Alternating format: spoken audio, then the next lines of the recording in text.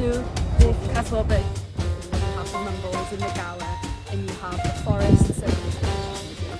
Oh yeah.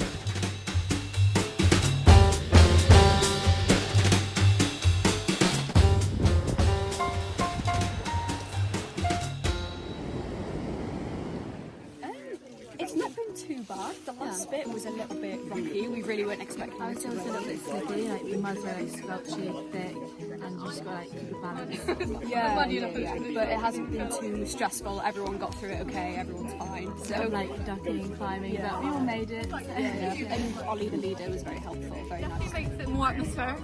It's an experience, you know. I definitely think the storm last week meant that the hike was quite difficult this time, but it was fun, you know, and fun experience. Yeah, definitely. Definitely, if you have the right kit and equipment, it's to stay dry and warm. It's good fun. Yeah, So yeah, lots of fallen trees. lots of fallen trees.